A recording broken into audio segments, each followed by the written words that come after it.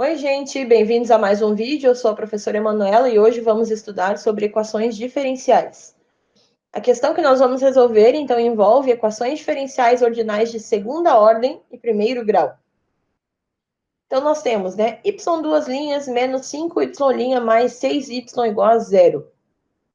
Quando de uma equação diferencial ordinal de segunda ordem e primeiro grau, nós temos que sempre ter em mente que a solução geral desse tipo de equação ela vai ser estabelecida com base nas raízes dessa equação.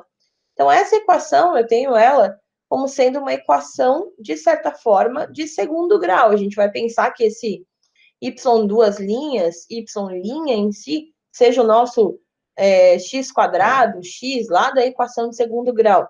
E a gente vai precisar descobrir, essas raízes dessa equação, e com base na característica dessas raízes é que a gente vai escolher qual das soluções gerais que a gente vai usar.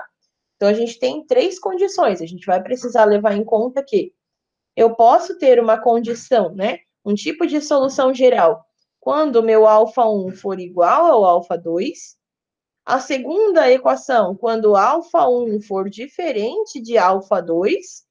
E ainda vou ter a terceira condição, Então, primeira, segunda e terceira, quando α1 e α2 são números complexos.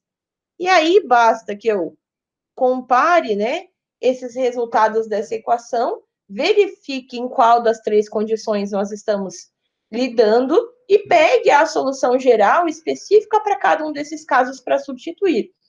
E aí, então, se torna, na verdade, bem prática, porque nós temos simplesmente essa representação de resolver uma equação de segundo grau, encontrarmos as raízes dessa equação e depois escolhermos entre essas três condições qual que a gente vai substituir de fato. Então, aqui nós vamos imaginar que esse nosso y, duas linhas, y' e tudo mais, a gente vai chamar de alfa, para que a gente possa descobrir essas raízes, nomear elas de alguma forma. Então, vou ter alfa ao quadrado, menos 5 alfa, mais 6 igual a zero. E é essa a equação que nós vamos resolver. Então, a derivada primeira dele virou alfa, a segunda virou alfa ao quadrado, e só ela seria sem derivação, então um termo independente dessa representação. Gente, essa equação em si, a gente tem N caminhos a resolver, Posso resolver se eu tenho dificuldade pelo Bhaskara, posso resolver por soma e produto, posso trabalhar com produto notável, tentar trabalhar aí também com essa representação. Essa equação aqui em si, ela está muito simplificada no sentido de eu resolver por soma e produto, Então, quais são os dois elementos que multiplicados entre si resultam em 6? E quais são os elementos que, somados entre si com o sinal oposto, chegam em menos 5? Então, a gente pode definir, que eu tenho α1 e α2. Então, eu vou ter, na realidade, dois elementos que, multiplicados entre si, dão 6. Vamos fazer uma tabelinha aqui, Dois elementos que, multiplicados entre si, dão 6. Dois elementos que somados entre si com o sinal contrário vão ter que dar menos 5. Então, somados com o sinal oposto. E aí a gente precisa pensar nessa condição. Então, que números que somados dão 5 e multiplicados dão 6? Eu tenho 2 e 3. Então, se eu tiver 2 vezes 3, eu chego no 6. Se eu tiver 2 mais 3, 5 com o sinal oposto, menos 5. Chego no menos 5. Então, eu posso dizer que o meu α1 é 2, meu α2 é 3, ou ao contrário também. Isso um pouco difere dessa situação, certo?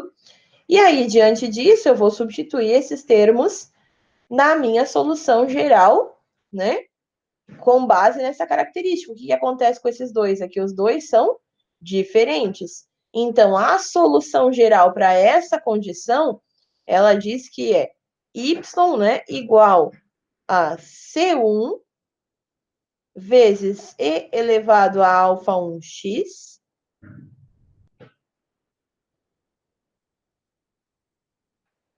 mais C2 multiplicado por e na alfa 2x.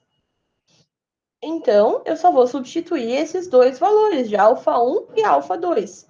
Então, nós vamos ter y igual constante 1 vezes e, nosso primeiro termo, 2 vezes x, 2x, mais C2 vezes e elevado ao alfa 2, que é 3 vezes x, que é o próprio x, que é a solução geral de uma equação diferencial ordinal de segunda ordem e de primeiro grau.